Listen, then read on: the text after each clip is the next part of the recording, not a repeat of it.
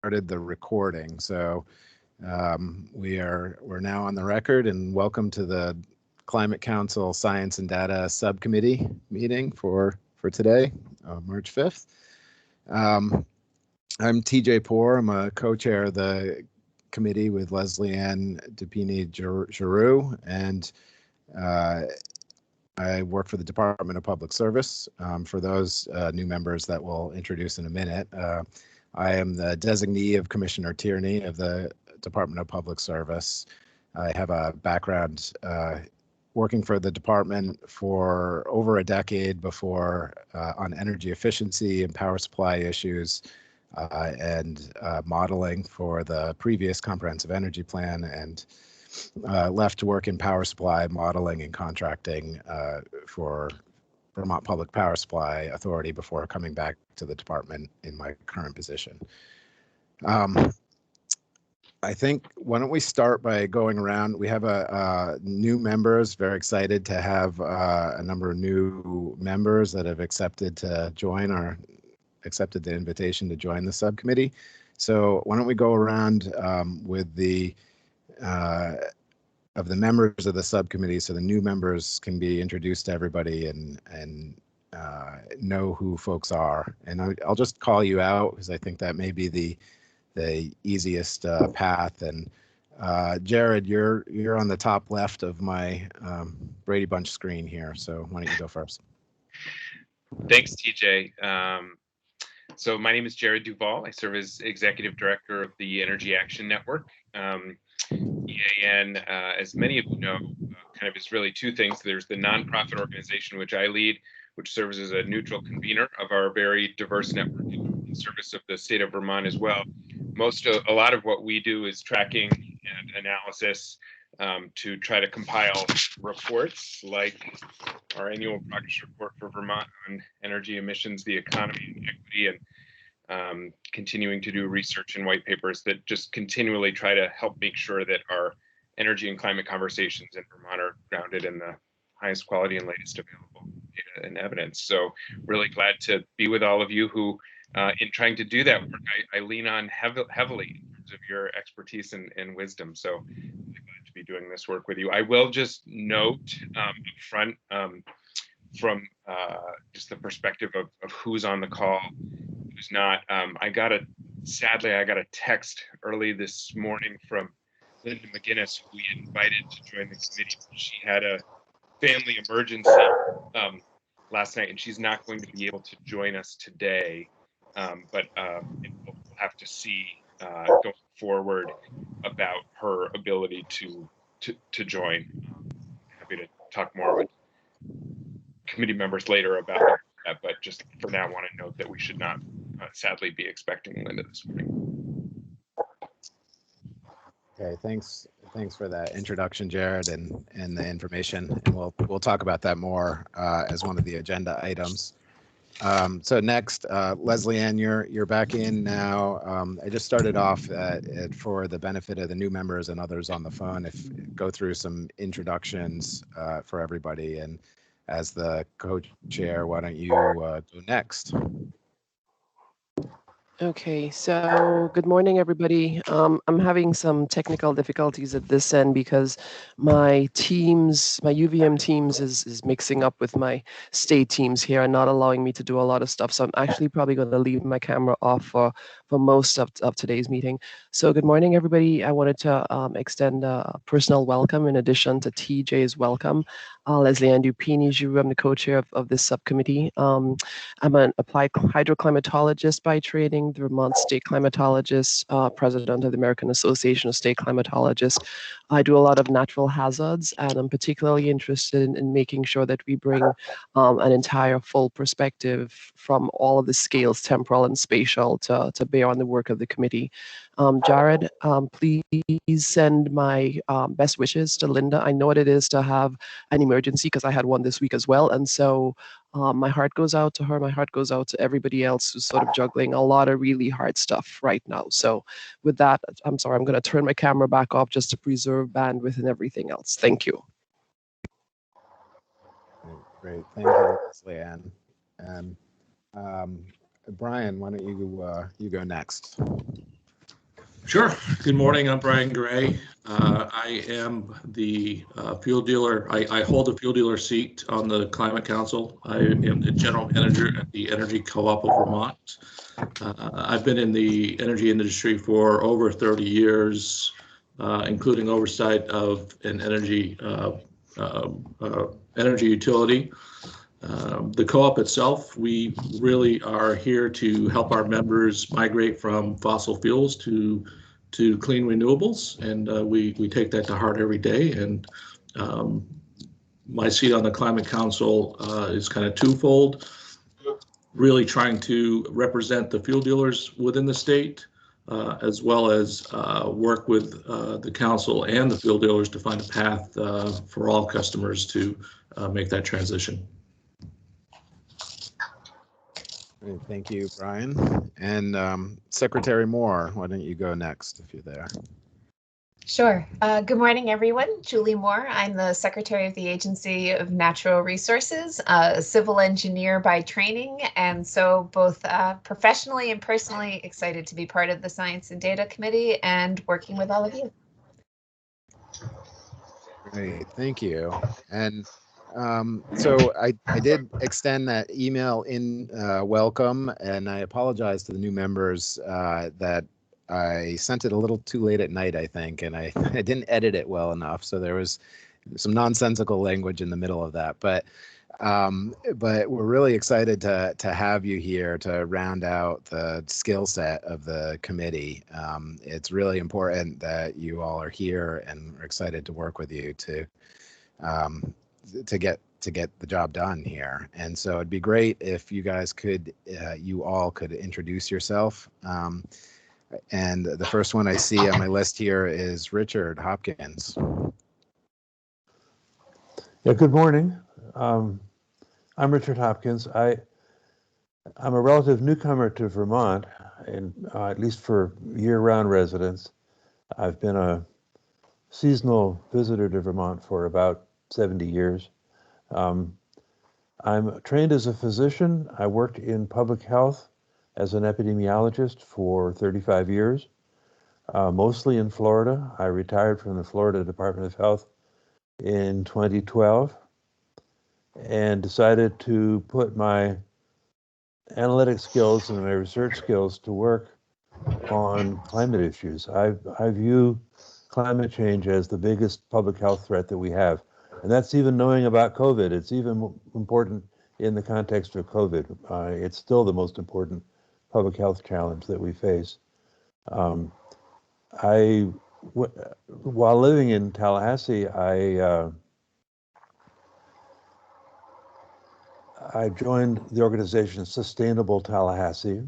And for that organization, I prepared a carbon dioxide scorecard for Leon County, Florida, which is the county that includes Tallahassee. It went through 3 annual editions. It has some properties that I think were desirable for a carbon dioxide scorecard. Most of the data that we were able to display, we had a 10 to 20 year timeline on. We also looked at some of the determinants of fossil fuel use and CO2 generation, as well as the outcome itself. When I moved to Middlebury, where I live now, which was a little over 2 years ago, I ended up joining the Middlebury Energy Committee and then the Climate Economy Action Center of Addison County. And I've tried to continue the same kind of population-based work that I was doing for Sustainable Tallahassee. This last fall, we released the first greenhouse gas inventory for Addison County, Vermont. A Middlebury College student, Katia Hedgedis, worked full-time on that for the whole summer. In the context of that, I met a couple of you, Claire and Colin, and I've met Jared elsewhere. Who were very helpful to us in making sure that we did as good a job as we could with that Addison County greenhouse gas inventory. If any of you are interested in seeing it, I will I will be glad to point you to it. But if you go to the SEAC websites, www.seacact.org, you'll find our greenhouse gas inventory. I'm hoping to be able to put those analytic skills to work at the service of this subcommittee. I am also an epidemiologist, and I'm a card-carrying applied epidemiologist. And if I can help with understanding the health impacts of climate change, I would be glad to get involved in that as well. Although that's not actually the path that led me to this subcommittee. So I'm glad to join you all, and I'm looking forward to this work. Great, thank you, Richard, and we're really glad to have you and that breadth of experience you described. We have three more, I think, to be introduced here. Lou, are you there? Could you go next? Sure. Thanks, TJ. Yeah, my name is Lou Ciceri. I work for Velco, Vermont Electric Power Company, as a transmission planning engineer. So my background is in electrical engineering. We perform analysis of the Vermont transmission and sub-transmission systems to determine, whether they're adequate given a wide array of possible conditions and scenarios that could occur, especially with a mind to the long-term future of the grid. So I'm very pleased to, contribute however I can best to this effort, especially in terms of, long-term electrification. We just completed we completed the entirety of the long-range transmission plan, the 2021 long-range plan, in which we included a section for electrification of the heating and transportation sectors. So happy to contribute however I can.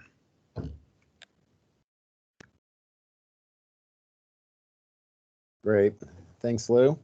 I'm glad to have you. And then last but not least, Jason Schaefer. Hey, TJ, can you hear me okay? Yes, yep. Great. Hey, everyone. I'm Jay Schaefer, and I'm faculty at Northern Vermont University, where I like to say I teach the art and science of weather forecasting. And I also work in a lot of applications of weather in the electric grid. I'm also an entrepreneur, and basically we've developed technology that helps the electric grid be a little more resilient to extreme weather, and also in collaboration with Lou on separate projects, helping to understand some of the long-range risks to the electric grid and extreme weather applications. So I'm excited to be here, and I hope that I could provide some useful contributions. Great, thank you. I'm sure you will, and thank you all again for volunteering your time to be here. Just one more introduction that I think would be useful, and Jane, I'm going to put you on the spot, but I think it'd be helpful for the new committee members to hear your role as well. Thanks, TJ. Morning, everybody. I'm Jane Lazorchek. I'm the recently hired director of the Global Warming Solutions Act. So I'll be sitting in on your steering committee meetings and being able to provide you with sort of logistical updates as well as coordination of contractual work that will be really handy for this committee in particular. And just generally be here as a resource to provide thoughts about what's happening at the steering committee level, the council level, as well as dipping into other subcommittees. So as needed, happy to provide regular updates and look forward to working with you all. Great, thank you, Jane. And TJ, if I may just pop on in, because we have some new committee members, they may not be aware that we also have personnel from the various state agencies assisting us in our effort. And I'd like to invite those to just sort of say a word so everybody's all on the same page. Yeah, thank you, Leslie Ann. Great idea. So why don't I call folks out so that they know when to go? Claire, would you like to start? Sure. I'm Claire McElveny. I'm a senior energy policy and program analyst with the Department of Public Service in our planning division. So I'm working with TJ on the comprehensive energy plan and the modeling associated with that. I also am leading the department's project around data and how we can both streamline the acquisition of data we need to support efforts like that modeling and make it more publicly available. working with lots of stakeholders like Jared at EAN and Velco to support that. So. Great, thanks, Claire. Bennett, would you like to go next? Sure. Hi, I'm Bennett Leon. I'm the Planning Section Chief, the Air Quality and Climate Division in the Department of Environmental Conservation, which is one of the departments in the Agency of Natural Resources. And a couple of things that our section does that are particularly relevant are the greenhouse gas emissions inventory report for Vermont and some other transportation related emissions. And so I'm sure we'll address those. And I'm taking minutes for today's meeting. Thank you, Bennett, and thank you for accepting me volunteering you to take the minutes today. Let's see, Andrea, would you like to go next? Yep, sure. Hi, good morning. I'm Andrea Wright. I lead the Right-of-Way and Environmental Program at the Agency of Transportation, and I'm the designee for Secretary Flynn for representing transportation. And like Julie, I have a civil and environmental engineering background, and so happy to be here professionally and personally as well. So thanks. Great. Thank you, Andrea. And I think John, last but not least. Yeah, I'm John Adams. I'm the director of the Center for Geographic Information. We're the stewards of geospatial data in the state, and I did help out in the last Total Energy Plan with a focus on land use, and happy to help out however I can. Great, thanks, John, and excellent idea, Leslie Ann. Thank you. Okay, with that, Jared, it looked like you were raising your hand. Yeah, just really quickly, thanks, TJ. I forgot to mention perhaps the two most relevant parts of my introduction that I just want to make sure to say, because it might be helpful for just coordination. So I'm technically, so I filled a seat on the council representing an organization with expertise in energy and data analysis. And I'm also serving as the liaison. I serve on the subcommittee for cross-sector mitigation, which is really the subcommittee that's focusing on the kind of strategies around emissions reduction that this committee will work really closely with and in service of in terms of pathways and scenario analysis and modeling. So like Jane, happy to help play a communication and coordination role specifically between those two committees, certainly not to the extent of Jane overall, but wanted to mention that key connection between our two subcommittees and to say that to the extent anyone from this subcommittee is available to sit in on and attend those cross-sector mitigation committees, you would be welcome. Of course, all of these are public meetings, but the extent to which we can be aligned in our kind of timelines and priorities and work together, I think that'll be helpful, and I'll try to help facilitate some of that. Great, thanks, Jared. Okay, so with that, we want to move into the agenda for today. Hopefully folks had a chance to take a look. It was attached to the meeting invite for members, and it's available on the Climate Council website. I'm also just going to pull it up quickly here. Hopefully folks can see that. I can't see anybody else, so hopefully you can see it. But just going over the agenda real quick. Thank you, Jared. We've already hit number one. We'll go over the agenda, approve the minutes, and then any remaining issues to address associated with the subcommittee composition. I will note that it's our understanding that one of the invitees, Lisa Ryan, has declined to join the subcommittee. So I'd like to just take a moment to talk about that. And then the scope of the committee, discussion about our scoping document, and to the extent time's available, we would get into work plan, and of course sufficient time for a public comment at the end. I want to leave at least 10 minutes, if not more, for public comment, and then we'll wrap up. Are there any discussion on the agenda for today? Looks good, TJ. Okay, great. So the next agenda item is the review and approval of the minutes from the February 24th meeting. Again, those are available on the Climate Council website. They're also linked in the agenda. Did anybody have any comments or any items for discussion?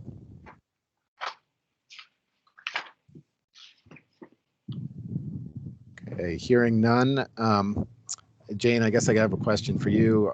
Do we need to officially approve minutes, and do we need to have a vote and motions to do that, or can we just say it was approved by consensus here? Yeah, that's actually a good point. And maybe at some point in the agenda, I can give you a little update on some training opportunities coming hopefully to the subcommittee next week at their meeting. And that's more around open meeting law and public records requests. But in my explanation of that yesterday to the Just Transitions Committee, they were right to also point out that it would be good to include a minor addition to that around the consensus model that we're using with respect to approving things moving forward. And so the way that works generally in practice is giving the floor a minute for folks to oppose anything being put forward, and hearing none. That tends to work as consensus. So for the minutes, I think you're all set. Great, thank you. On the agenda, I guess I want to go back to agenda review. I didn't leave any space in here for discussion of the next agenda or other issues. And Jane, you just brought one up, a potential agenda item for next week. So if there's no objection, I'll add that between items 6 and 7, right before public comment. We'll talk about the next agenda. I would appreciate that. Thanks, TJ. Okay, so the next item on the agenda is any remaining issues to address associated with the subcommittee composition. As I mentioned earlier, Lisa Ryan has declined to join. I think some of the reasons why she was invited was, well, not only because she represented the Rutland area as geographic diversity, but more substantively, worked with a lot of diverse communities in her work. And I wanted to bring that up as to whether the subcommittee feels we need to look for another member to represent the role we were hoping Lisa would play, or if we should, go out and through a different avenue of coordinating with committees or bringing in other expertise to specific meetings in order to get that perspective, or another path that I haven't thought of. So I guess I'll open the floor for discussion. So I think this will probably overlap a little bit with our discussion of the scope of our committee. And I really thank Claire for her notes, because the committee members who are now coming on could sort of trace back through some of the things that we talked about last week that got us to the conversation about inviting Lisa. And I think because we would like to be in this iterative and constant contact with all of the subcommittees, we really should probably pause and think about how we would like to have some of that interaction with the Just Transition Subcommittee in particular, because we're trying to make sure that the policies, the strategies, the various pieces of what we think about are just for all communities in all parts of the state. And so maybe if we cannot identify a person right now, maybe to have a conversation with the subcommittee co-chairs of the Just Transition committee, so that we can see if there are other folks who might be willing to be that liaison, or if the subcommittee chairs are the liaison.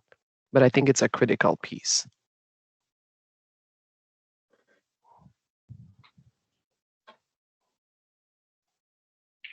Agreed. Yeah. Leslie Ann, just to not being a member, but just jumping in, that it's interesting that you bring that up as a cross. I'd be interested what others on your committee think about that, because we've been thinking about really about your committee sort of liaisoning with the cross-sector mitigation, and obviously Jared serves that role, as well as other committees liaisoning in with cross-sector, but we haven't really thought about you and Just Transitions explicitly liaisoning together, even though you're really the two committees in service to the three other subcommittees that are stood up right now. So it's an interesting point to think about how coordination happens at that level between those two subcommittees, and just one that I know I haven't thought a lot about, and I'd be interested to hear if others have been thinking about that in any way, because your committees do serve a little bit of a different flavor than the subcommittees who are standing up their own work, because you're in service in a way to the three other subcommittees. Yeah, and thanks for that, Jane. I think my perspective is sort of shaped by being a geographer and always thinking about not just the landscape, but also the people on the landscape. And so I'm teaching this natural hazard class this semester, and we were doing it working with the emergency operations group around COVID. And so for me, it's always this question of we're doing this to help the people of the state of Vermont. And so I just don't want them to get lost in the puzzle. And doing that from the get-go is one way to make sure that everybody's perspectives and belief systems and ways of knowing are all front and center. So that's why, you know, for me personally as a geographer by training, it's sort of like, okay, let's make sure all of these pieces are together so we don't forget anything at the end. I'm like, oh my goodness me, we didn't remember this piece.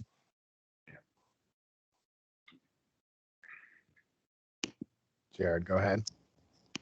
I would just offer that, you know, my sense of looking around the subcommittee, there is a lot of kind of experience and expertise with kind of, you know, big data sets and kind of doing analysis of statewide data projections analysis. But I do think that in Vermont, because of our size and our geography, that there's a persistent challenge and an important equity commitment, both in terms of economic equity and racial equity, that because of sample sizes in a lot of the data sets, sometimes we aren't able to focus as much on, say, rural communities in the Northeast Kingdom or communities of color, that, you know, just because of sample sizes and the way data is collected, sometimes we don't have as much information about as we would want in terms of how we serve those communities. So I do think that whether it is a liaison from Just Transitions or someone that's added to this committee that has experience in more of the kind of, you know, direct outreach and including some of the qualitative ways that underrepresented communities can be represented and kind of centered in a lot of the research and analysis, I think would be really important. I'm a little bit agnostic on exactly whether that's, you know, finding someone who's not. I think I would want the time to go back and look over those nominees again, including who came in overall and then who's on Just Transitions. But I do think I just want to say that I agree strongly with what's been said, especially from Dr. Dupini-Giroux about the importance of that perspective and filling that. Right. So, well, let me open it up before I comment. Are any other thoughts on this? I think I would just throw out that I do agree with Jared's viewpoint in regards to the data sets themselves. You know, I hadn't thought about it that deeply, but you're absolutely right. So our charge is to support the other committees, but not knowing how that data set is collected or where that's collected, or if there's better means of collecting that data to better represent the state. I'm completely on board with that. Right. I agree. I think it's not just the data sets that we already collect, but new ones that we might establish and metrics that we might establish to ensure we're capturing and tracking equity. So well, I'm about to move to how best to proceed, but I don't want to cut off any conversation if any others have thoughts. I'll comment one more about another resource that could be helpful in this regard, which is the outreach, engagement, and marketing contract that we're about to have on board. We revised that RFP to have a large component of them engaging and working with the Just Transitions Committee from the onset, and there might be some way for them to be tapping into both of these committees to serve in some sort of liaison-ish role. And then my final thought is that the Just Transitions Committee is nominating 13 members. They're going to try to push forward past the sort of recommended 8 to 12 capacity. And that might be that provides some extra capacity for them to sit in on this group in a way that is mutually beneficial to the two committees. So it might be worth, as an action item, noting the co-chairs following up together and thinking about how best to advance coordination between the two committees and suggesting a cross liaison from their committee joining in with your committee. Thank you for that suggestion. I think I was heading down that path in my thinking of I'm a little hesitant to go through another process with this committee to go through the nomination list and look for somebody else to invite. And if the Just Transitions Committee has capacity, that may be an avenue. I do think it would be useful to have somebody, whether it's a member or staff, to be the point person that is already designated to be on this committee and kind of has its, this is going to sound, it might not come out right, but has its main allegiance to the Science and Data Subcommittee, or its origination point, so that we ensure that it kind of works both ways, the information going back and forth.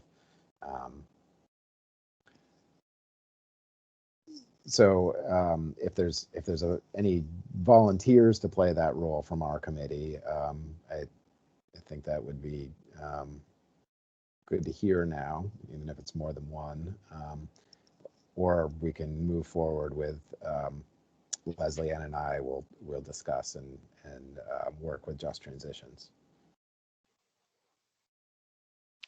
I think it's exciting that the Just Transitions is putting forward 13 people, because that means there's a lot of interest, support, recognition of this critical, making sure we're keeping folks at the front and center moving forward. And so, I'm really excited to see how that all shakes out. And then I'd be happy to work with you, TJ, on liaising with the co-chairs of Just Transition to see how best we can leverage everybody's expertise.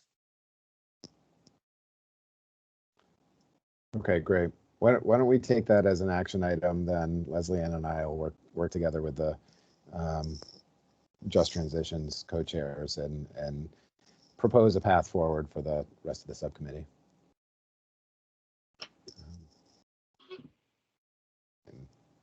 Hearing no objections, we'll go forward with that path. The other item I wanted to just circle back to is what Jared mentioned, and just if Linda McGinnis is not able to join us, then we'll have kind of the same type of hole, but with a different issue, as in terms of an economist on the committee.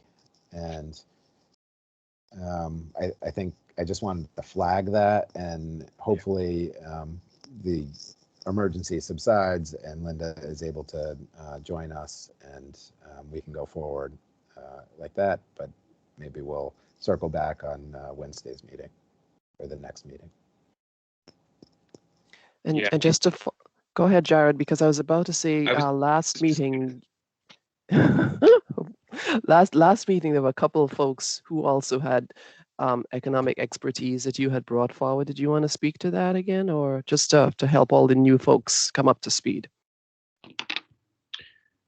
Yeah, I guess I would just offer that I'm hoping we can give Linda a little bit of time to see what's going to be possible for her, but I also recognize that we'll need to make a decision and move forward either way. I do think that in that scenario, in the scenario in which Linda decides that she's not able to join us,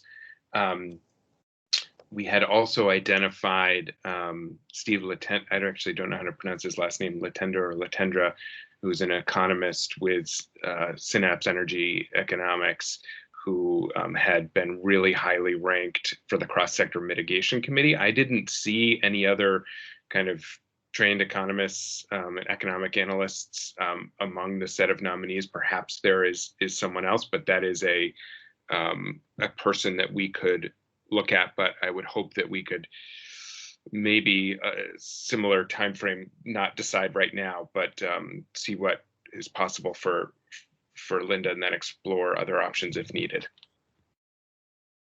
Definitely agree, Jared, because I know what it is like sometimes to be caught in the middle of either like hospitalization or passing away of a family member, and that just throws you for a loop, and you never know how long it will take to get out of that loop. So I fully appreciate and second that suggestion, definitely.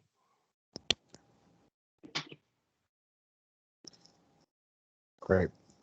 The last portion of this agenda item is the standing meeting times for the new members. We had gone forward with the originally 5 assigned members and staff, and created a recurring meeting for, I have to check now, I think it's 1 o'clock on Wednesdays. Somebody please correct me if I'm wrong. And I just wanted to make sure that that was going to generally work for people. I think there may be a potential conflict, but it's important that we're all, we may not all be able to make every meeting, but, to not have recurring conflicts would be ideal.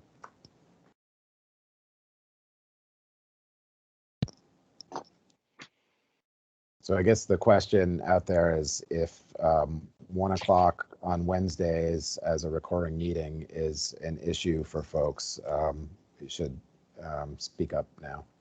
This is a 90-minute meeting, correct, TJ? It is, yes.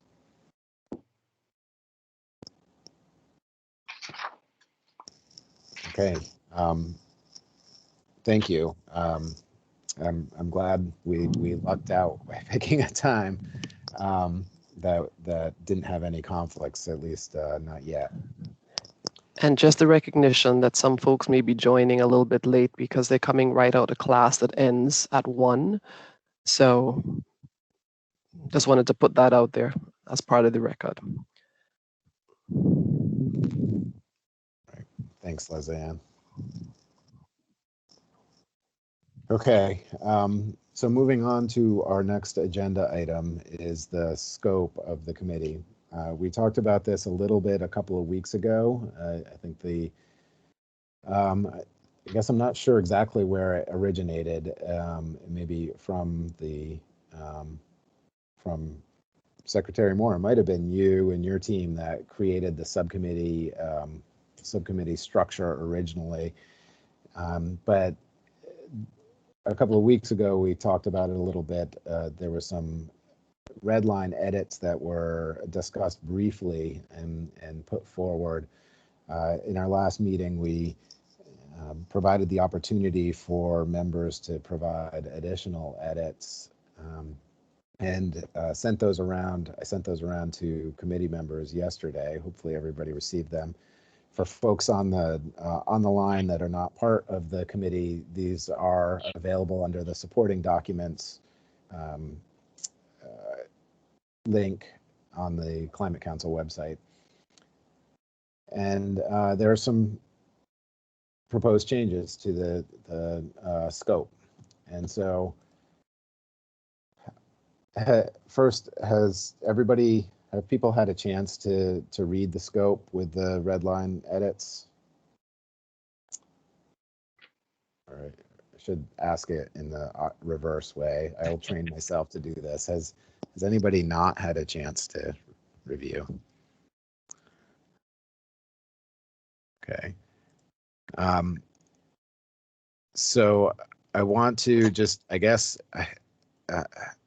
I think the most efficient process will not to be to go through and explain line by line the edits, but to just open the floor to comments. And if it's helpful, I could pull up the document on a shared screen. I see Jared nodding, so I will do that.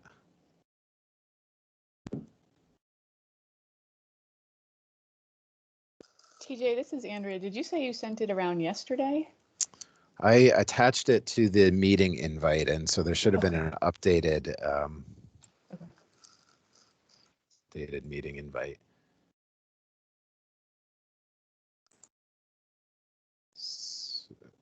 Okay, so I believe I'm sharing the document now. Can folks see that? Does it need to be bigger? I think it would help if you can zoom in a little bit, TJ.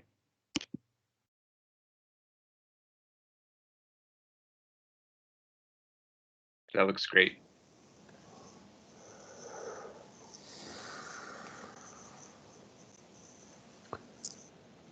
So so with this, I think I'll open the floor for discussion, unless folks do want a run through of the edits.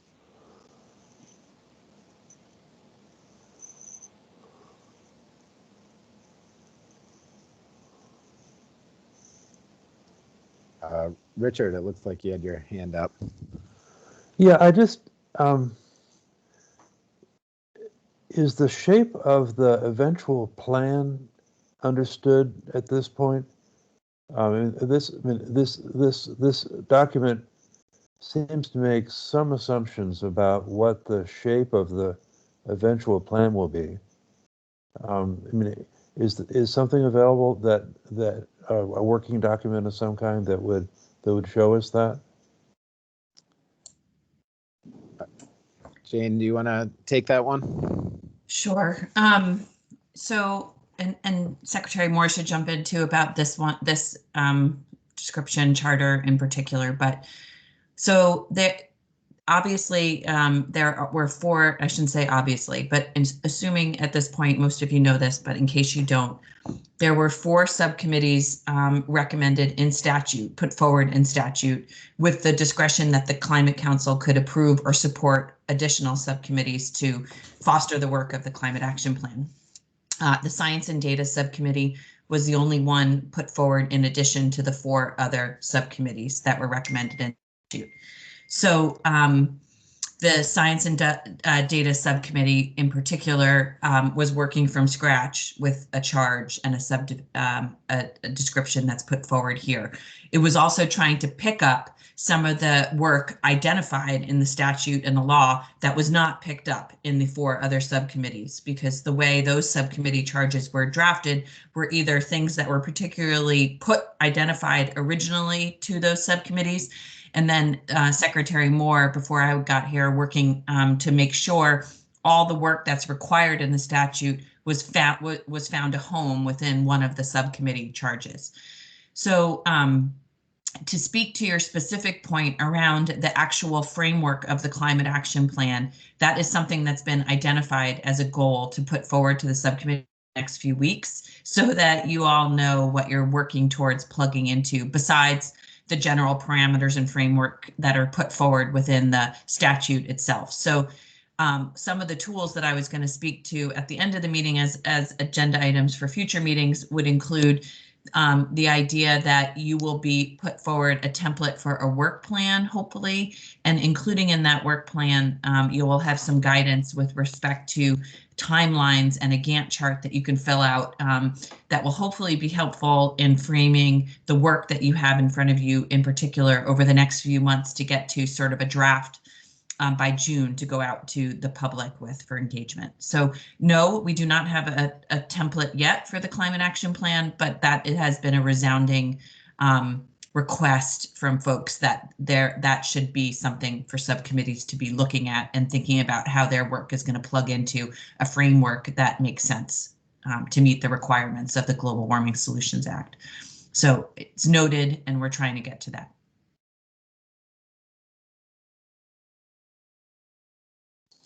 Hopefully that was helpful, but everybody else feel free who's working on this closely to jump in too. Just a point of clarification, Richard, are you asking if there is some sort of framework for the final document, what it looks like, and therefore sort of backing out what our piece fits in so that we're making sure we're hitting the milestone of getting the correct information into that final piece? Is that what I'm hearing you asking? Yes, that is a nice reformulation of what I was asking. There is another piece behind my question, which is that I'm familiar with the particular planning model that we use in public health, and I'm just listening, trying to gather whether there's a planning model that is going to be driving this work as well.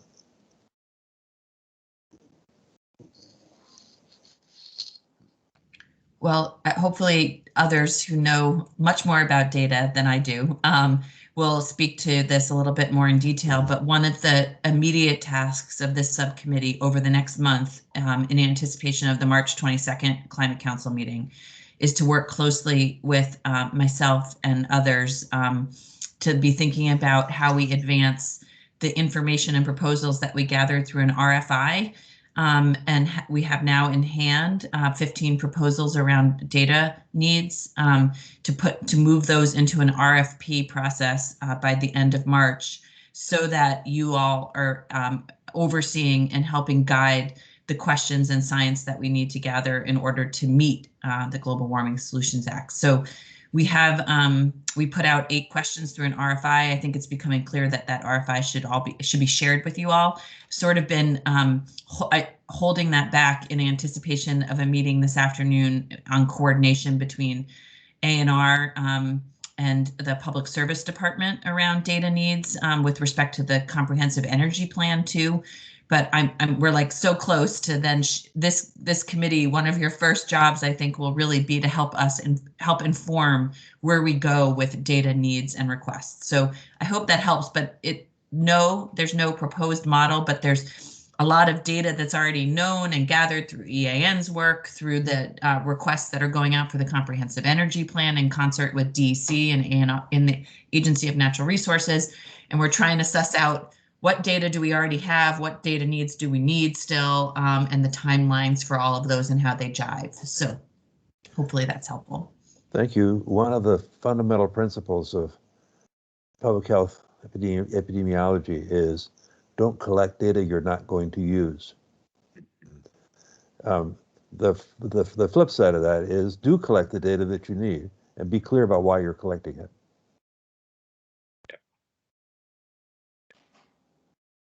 Right. So, and I do think that is, what data, identification of what data we are already collecting and what data we aren't collecting is certainly a piece of this subcommittee. That's one of the pieces that was added in the last week is to identify critical gaps in the availability or access to data. The department in its work trying to take our comprehensive energy plan model and help the regional planning commissions and municipalities plan for their own energy futures using kind of that model data has really has started to identify some gaps in that data, and maybe they were already identified, but I think this subcommittee could really elevate that whole, the identification of the holes that we have in data, and we're probably not going to fill them in the next 2 months, 3 months, or even throughout the course of the climate action plan. But what we can do is recommend a structure and a process to get those filled to further our needs for the rules and regulations that are going to come out after the climate action plan for the energy, implementing the climate action plan and the energy plan for that matter.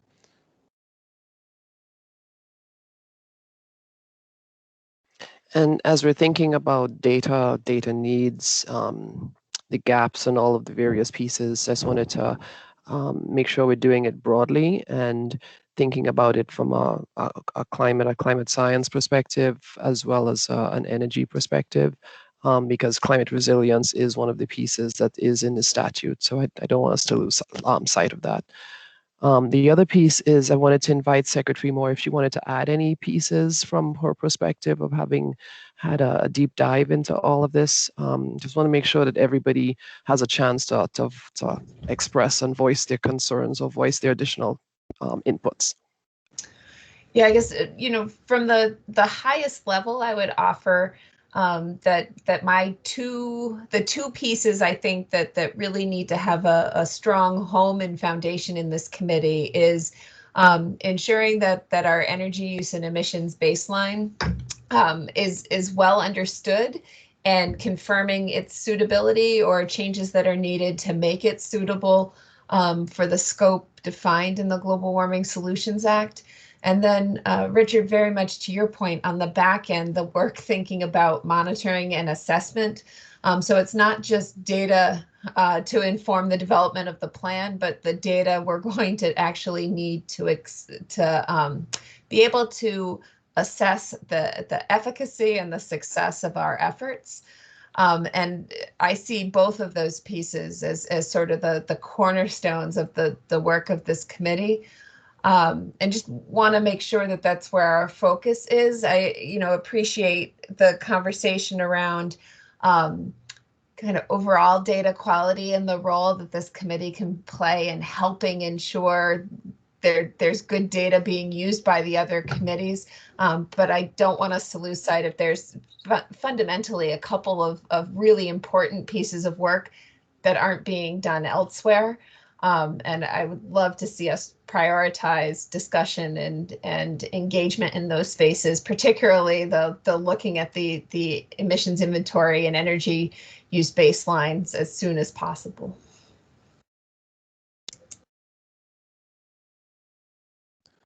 Right. So Secretary Moore, I see that I kind of highlighted those as you talked on the screen. So hopefully folks saw that. But number 2 and 4 here, what are listed as what you just identified. And I guess I want to ask a question for clarity on number 3. I see the number 2 is kind of the business as usual. What happens if we don't do anything going forward? Well, number 2 has 2 parts. It's where are we now and how do we track and count that? And I think that's what one of the main things you articulated, but it also is a business as usual path forward. And then 3 is really in service to the cross-sector committee, analyzing the policies and technologies that they come up with to say, okay, how do we divert from that path to meet our targets? And I think one of those sequentially just has to happen before the other. Yes. And so that'll help in prioritizing, but I just wanted to make sure that that number 3 portion is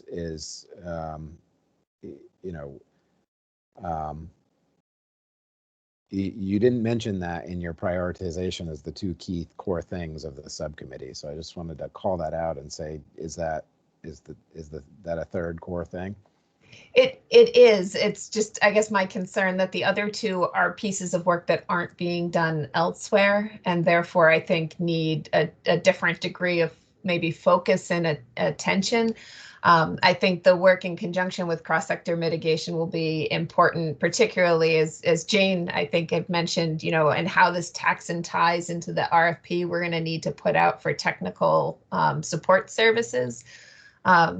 But I also think it's going to be hard to actually move forward with the modeling and the other work absent this committee having completed an assessment of what the baseline is we need to be measuring ourselves against, and then how we're going to measure just in general going forward. So I agree, TJ. There's a lot of moving pieces here. There's probably a bit of chicken and egg problem overall, but my intention was to highlight the 2 pieces of our scope that I think need to be prioritized just by virtue of the fact that they aren't being done anywhere else, talked about anywhere else, and are foundational to the work of the three sort of technical area committees. Thank you.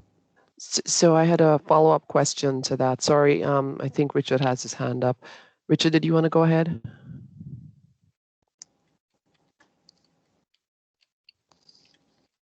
I think it was an old hand, Oh. Leanne, right down. So go ahead. Oh, good. So now I forgot what the question was. Oh dear. Happens All to the right. best of us. Yeah. Still doesn't help with getting the question out though.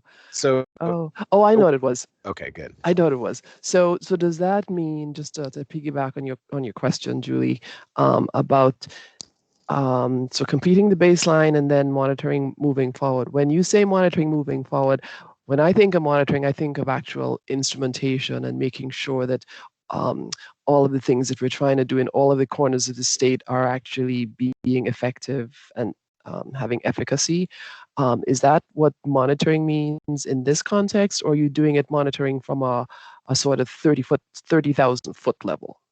I think we need to figure that out, frankly. Very much to the point you've made at previous meetings, Leslie Ann, that greenhouse gases don't respect state boundaries. I think direct physical monitoring may be really challenging in having Vermont specific data that shows the benefits of what we're doing here. I anticipate we're going to have to rely on a modeling approach. But that then speaks back to developing this baseline and very much to TJ's point, the RFP and the scope of work we'll need for modeling services. But I think I guess I am very firmly of the opinion that the monitoring and evaluation of our efficacy has to be built in from the get-go, and it can't be something we contemplate afterwards, how we're going to actually evaluate whether we're being successful. It needs to happen up front when we're thinking about how we're going to calculate the baseline and then measure progress off the baseline, which is why I've knit those two together. But I don't see a lot of sort of direct monitoring. There is, I'm sure, data collection efforts needed to inform and support the model. But in order to be able to have a sense for the impact of the actions we're taking here in Vermont on the commitments prescribed in the Global Warming Solutions Act, I can't see that it's anything but a modeling exercise. And so maybe Jared could speak to this piece. Where do the data that go into the model come from? So I think that there's others. I think it depends if we're talking about energy or emissions, and we're listing both of those things. I think Colin is on the call as the lead author of the inventory. My sense is that we would be starting with the existing emissions baseline inventory, and we would be doing a review of that to see if there are any kind of questions or updates that should be considered to that methodology. But to me, on the emissions baseline, our existing inventory is the starting point, and it's just a question about I think that there's a number of questions that have been raised of late that are important to ask, but my sense is that the most important thing with regard to the emissions inventory is that we follow international and national protocols so that we have consistent and transparent methodologies that align with the IPCC and EPA and allow for comparison with other states. I think that there's questions about life cycles and sources and other things that are, but I think we have a great starting point to review from. Yeah, absolutely. Just to add on and amplify that, Jared, I don't want the perception to be that I'm suggesting we would need to start over. I think this is truly a review of the existing work and to make sure it meets the objectives of the Global Warming Solutions Act sort of fully. But there is an incredible body of work that's been done by the team in DEC and others. And it's really it would be building off of that strong start. So being conscious of time here and wanting to leave sufficient time for public comment and talk a little bit about how we structure the next meeting and next steps. I want to take a couple minutes just to get process on the scope here. And I think I'm going to suggest that it would be useful for folks to take a closer look at the edits that have been made, offline. I've already personally identified two, wordsmithing edits that I would like to make. One is in this purple area that's showing on the screen.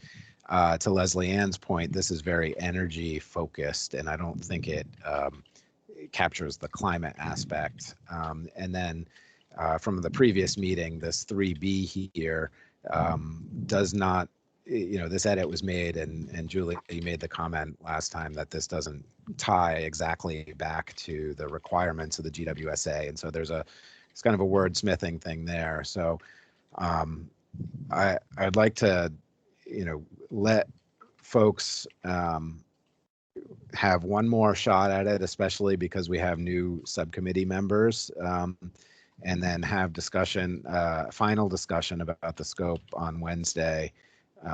And with those potential edits, I will try and send those around as soon as I can, but it's most likely Monday. So start looking at it. They're really tiny. Does that, are there any objections to that proposal for the scope of work? No, I think it is better than us trying to go word by word, line by line in the limited time that we have.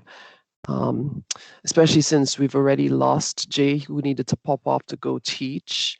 I really would love to offer the opportunity for all subcommittee members and our agency staff, if they have any other pieces that they want to add at this point. I just want to make sure that we're being inclusive in terms of input.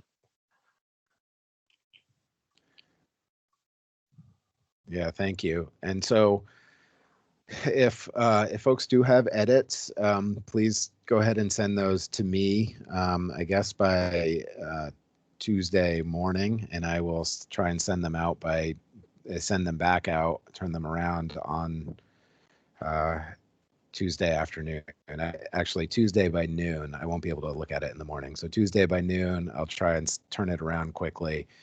And that way we can all look at one document. And for new members, please just send them to me. Anything of substance, if you send it to everybody, that becomes a open meeting. So if you just send them to me, then I can send them around to everybody as kind of a supporting document that so we're transparent and follow the guidelines.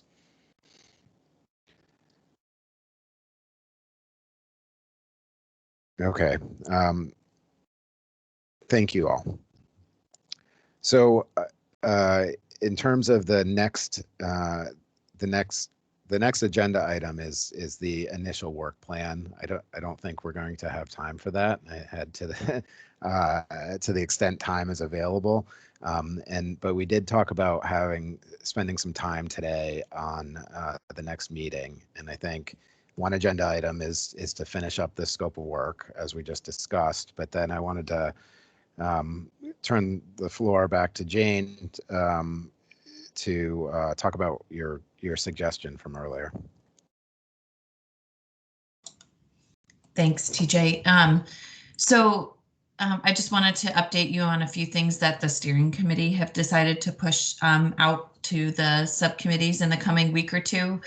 So first and foremost, as new committee members get up and running, I'll just recognize that you'll be getting set up with State of Vermont email addresses, and that is how your business for this work should flow. There'll be partner email addresses, and that is the way the meeting requests and invites will have to go. And so there'll be some training, I imagine, associated with that. And I'm working on trying to get all the names into the system with our help over in the admin agency and trying to figure that all out right now. It's not as easy as one would think. So trying to get all the new subcommittee members across the 5 subcommittees email addresses.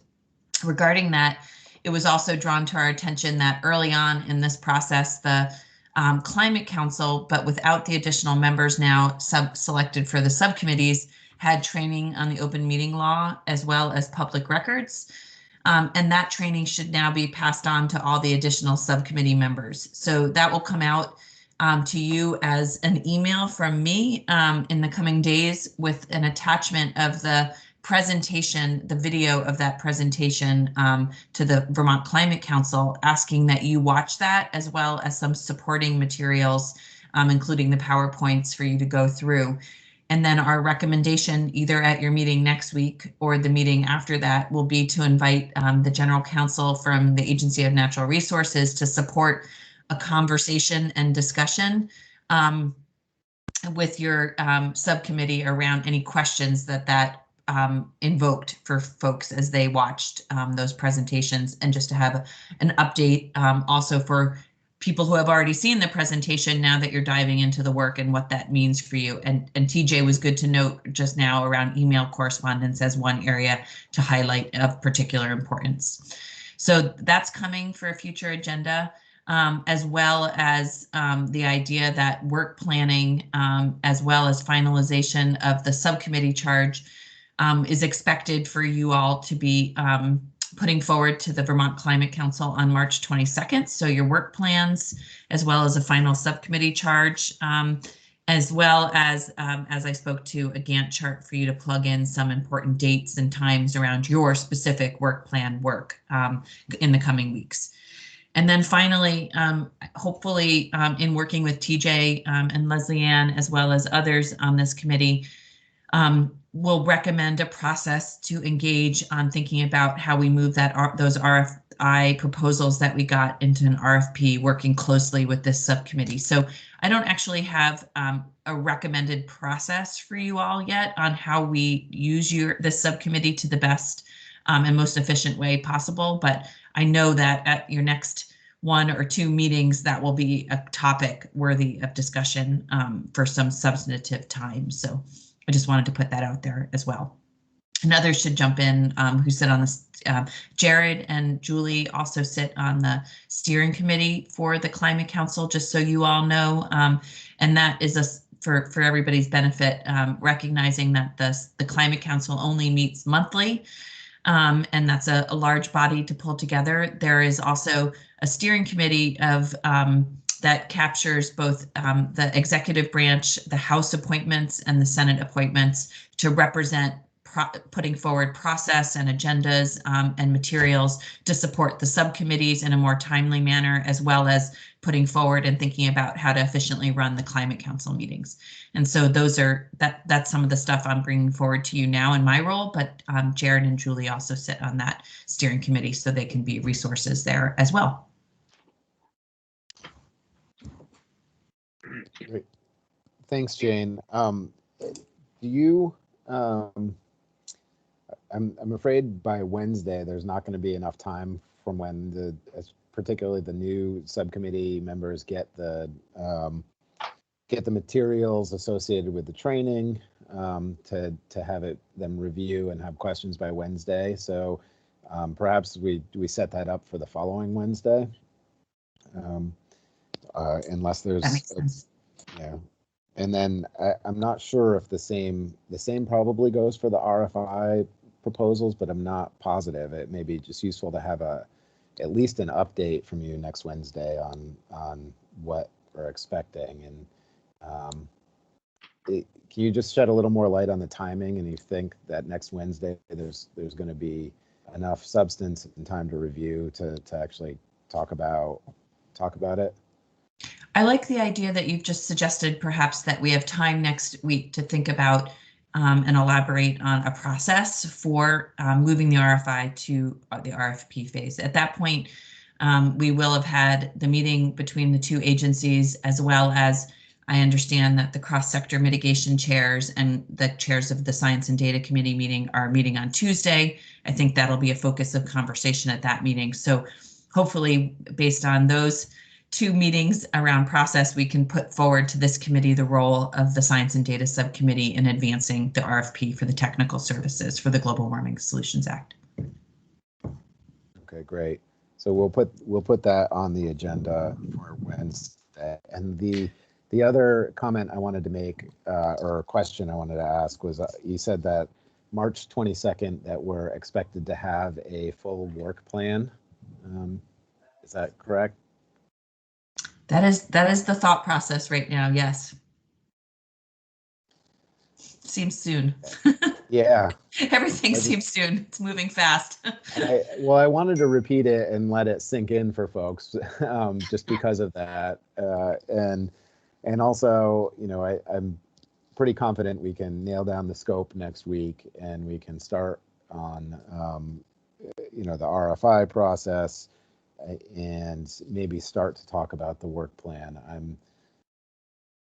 So maybe 2 meetings is enough to get the work plan, and then the following meeting would have the work plan. I guess it has to be, and we can go from there. So I think what I'm hearing you say, TJ, is we really need to get the scope in place first before you could actually plan what you're going to do. So there's that piece. I just wanted to go back to the input from this committee in moving the RFI to RFP forward. Is there a plan, Jane, to get that information out to all subcommittee members so they have a chance to digest it and think about the ways that are most helpful in providing input? I'm just thinking that everybody processes a little bit differently, and everybody needs a different amount of time. And so if this is one of the action items for next Wednesday, giving folks at least a couple days to actually process that and come up with pieces. And I'm thinking back to some of the sort of clarifying questions that Richard had in terms of the end goal and kind of working backwards. Similarly, for the technical services that we're going to need, what is it that we know right now, and how do we sort of use that to identify where the gaps are so we can actually have the list ready to go to help with the creation of the RFP? Yes. I hear you on all of that, and have felt like in this like stagnating period where I haven't shared the RFI, and it's been, you know, a lot of information from me personally to review, and then just thinking creatively and getting the right people around to make sure that we share it wide enough, but also have some parameters on what we're asking folks to be looking at when they're digesting these proposals. So I'm hopeful that after my meeting today and beyond that, we'll be ready to share it in a way that gives some guidance, so you're not asked to read all 15 proposals unless you want to. And some targeted questions, so while you review it, you know what you're looking for. Okay, thank you. Okay, and Leslie Ann, I think we can go in with this scope if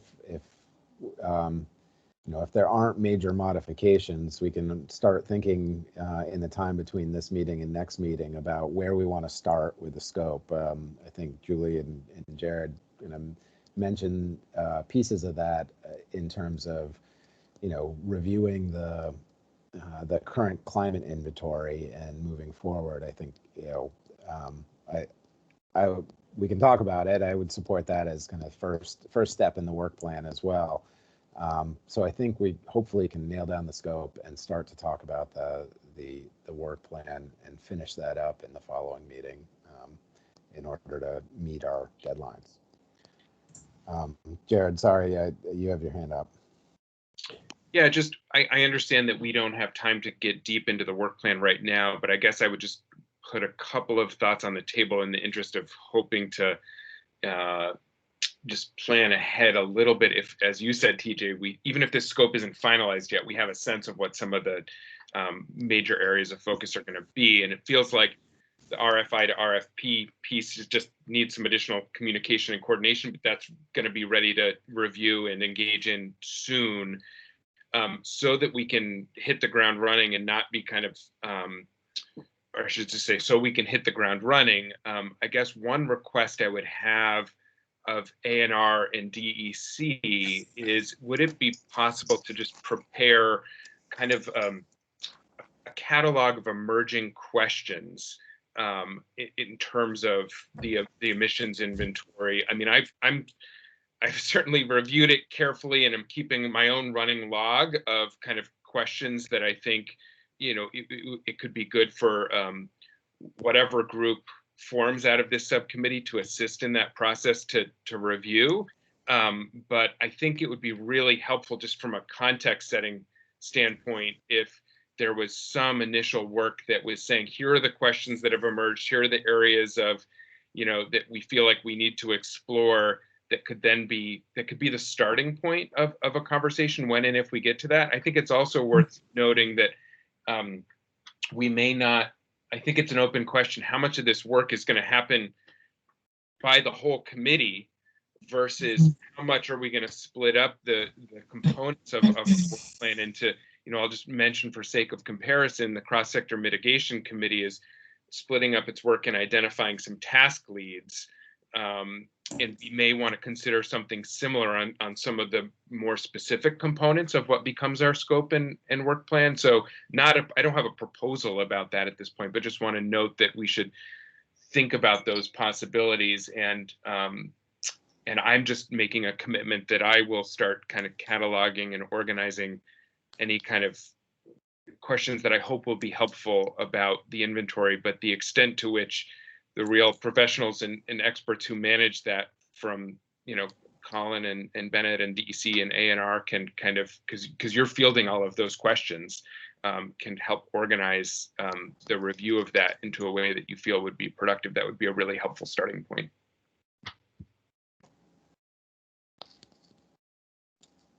Great, thanks for those comments. I think that's a good idea. We're going to have to split up some of the tasks here and do some work and bring it back to the subcommittee for sure.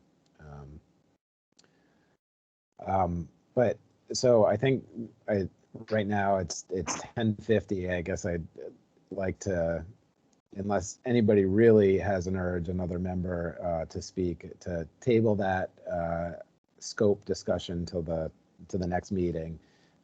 If there are ideas that folks want to float around, you know, maybe it, but I don't know if you know, maybe one of our staff members could volunteer to accept some ideas on scope and kind of just track them in a document so that we can have it ready to go offline. I mean, I don't want to interject if there's other staff who want to help, but I think that's an appropriate role that I'd be happy to do too. Okay, thanks, Jane. I think that'd be helpful, so that, you know, if folks have scope issues, scope of work ideas that they want to have elevated, I think it would be good to collect them, and then we can bring them forth at the next meeting as well. And so pass those on to Jane, and feel free to copy Leslie Ann and I as well as co-chairs. Okay, so I think we have the next meeting set, a lot to do in that 90 minutes. I know this has been a lot of process today, so I think we have to get through that in order to move forward, but it's been useful. And Jane, did you have a? I just wanted to note one thing. I must have missed in coordination. I wonder if Jared, you've caught this, but I'm noticing that the cross-sector mitigation meetings seem to be in conflict with the science and data meeting. So they seem to be scheduled at the same time. I'm not sure if that's an ongoing conflict yet, or I just wanted to note that. So as we think about schedule. I am not aware of any cross-sector meetings that were scheduled beyond this last one that we had. So there's one on the schedule for at the same time as the next one, 2 weeks from now. anyway, we can work on that offline and coordinate, but I wanted to make sure that I hadn't missed like a regular recurring cross-sector mitigation that was going to be in conflict with this regular occurring science and data. All right, thank you. Okay, so unless there's any other comment, I think I will. TJ. Yeah, go ahead, Leslie. Just before we open it up to our members of the public, I just wanted to give the chance for the new members, if there are pieces that you think would be helpful to come fully up to speed, if you wouldn't mind just dropping TJ and I a line. Any questions you might have, anything that would help you bring your expertise to the table, anything that's a question, a concern, or whatever, please feel free to share that with us. Great. Thanks, Leslie. Ann, that's a great point. Okay, hearing no other comment from subcommittee members, I'd like to open the floor to subcommittee, public comment. And the first hand I see is Mark Whitworth. Thanks, TJ. Yeah, I'm Mark Whitworth. I'm on the board of Energize Vermont, which is a organization that advocates for sensible energy and climate policies. It was also my privilege to work with, serve with Jared on the board of the Clean Energy Development Fund.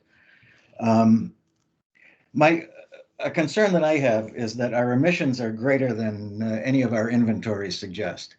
We import a tremendous amount of goods and services into Vermont, and we don't export a lot. And with each import that we make, we are exporting our emissions. So I'm concerned that that we're not accounting for that, and I'm concerned that by not accounting for it, we may develop policies that enable us to meet our own statewide goals, but actually increase emissions throughout the country or worldwide. And I'll give you an example of that. Right down the road from me is a company called EHV Weidman. They have a sister plant in Ohio, and the energy costs in Ohio are a fraction of what they are here. If that plant were to move to Ohio, they would stop using our relatively clean electricity and be using electricity from Ohio, which would increase not only greenhouse gas emissions, but revisit us in the form of acid rain. And I would just like to be assured that we don't come up, that the council doesn't develop policies that are going to create situations like that. Thanks. Great. Thank you for that comment.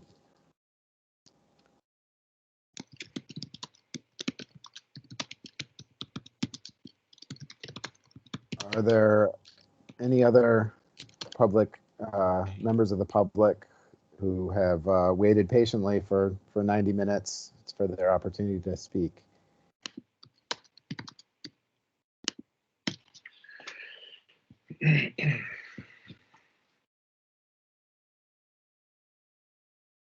Okay. Hearing none, if there's unless there's any members who have any final thoughts, I would like to reiterate the welcome to the new subcommittee members, and thank you, everybody. Actually, Leslie Ann, did you have something you wanted to say here?